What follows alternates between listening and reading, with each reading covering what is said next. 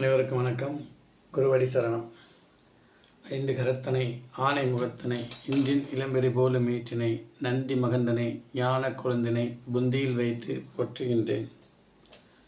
குரு பிரம்மா குரு விஷ்ணு குரு தேவா மகேஸ்வரா குரு சாஷாத் பரபிரம்மா தஸ்மே ஸ்ரீ குருவே நமோ நமக. இன்றைக்கி நம்ம பார்க்க போகிற பதிவு என்ன அப்படின்னு பார்த்தோம்னா, சனி பயிற்சி பலன்களில் தனுசு ராசிக்கு 3ஆம் இடமான முயற்சி ஸ்தானத்திலிருந்து 4ஆம் இடமான மாதூர் ஸ்தானத்துக்கு செல்கிறார்.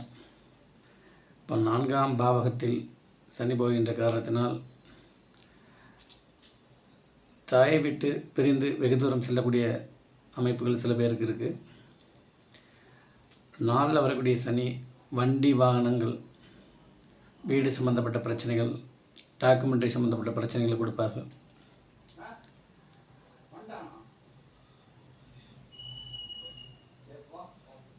வீடு கட்டுறதில் பிரச்சனை, வீடு அப்ரூவல் வாங்கினதில் சிக்கல்கள்,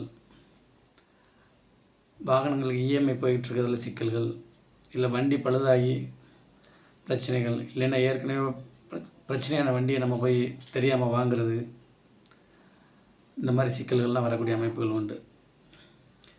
சனி பகவான் தன்னுடைய 10ஆம் பார்வையாக உங்களுடைய ராசியை பார்த்து உங்களுக்கு கெடுபலன்களை கொடுக்கறதுக்கான அமைப்பில் வந்துட்டார். அஷ்டம சனி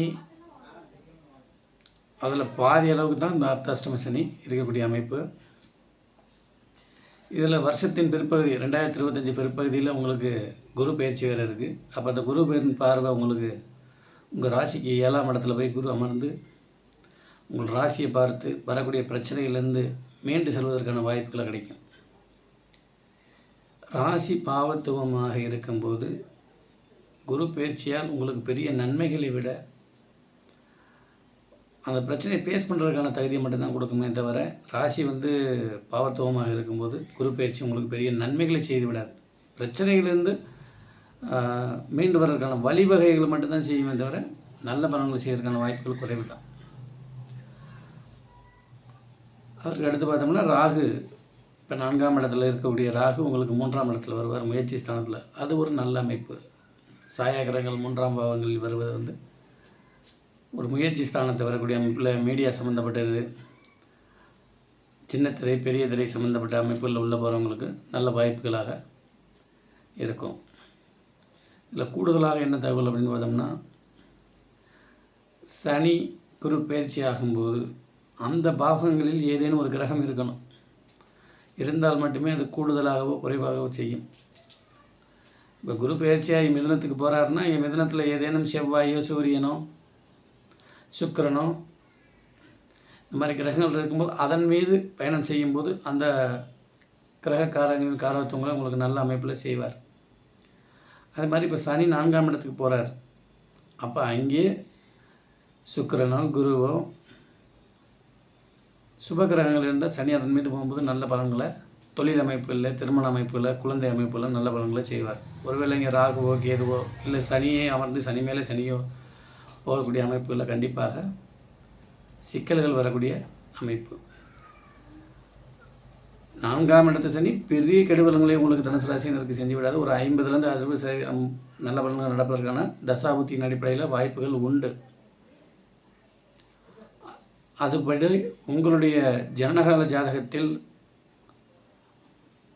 சனி வக்ரமாக இருக்கிறாரா இயல்பாக இருக்கிறாரா அப்படின்றதையும் பார்க்கணும். இயல்பாக இருந்தார் அப்படின்னா அவர் கோச்சாரத்தில் இயல்பாக இருக்கக்கூடிய காலகட்டங்களில் நல்ல பலன்களையும், வக்ரமடையக்கூடிய காலம் நல்ல பலன்களையும் செய்ய முடியாத நிலைக்கு தள்ளப்படுவார். அவர் நன்மையும் தீமையும் சேர்த்து நடக்கக்கூடிய சனி பயிற்சி இது உங்களுக்கு பார்த்து கவனமாக இருந்து கொள்ளுங்கள். கோச்சார பலன்கள் 10லேருந்து 15% தான் பலன் கொடுக்கும். இதனால் பெரிய மனக்குழப்பங்களை போட்டு நீங்கள் குழப்பிக்கொள்ள வேண்டாம். எந்த சூழ்நிலையிலும் வாய்ப்புகள் நிறைய உங்களுக்கு கிடைக்கும். கடன் அமைப்புகள் வரும். அப்போ அந்த கடன் அமைப்புகள் நமக்கு தேவையானா அப்படின்ற ஒரு முயற்சி செய்து நல்ல யோசனை செய்து கடன்களை பெறுவது நல்ல அமைப்பாக இருக்கும். வாழ்க ஜோதிடம், வளர்க ஜோதிடர் ஒற்றுமை.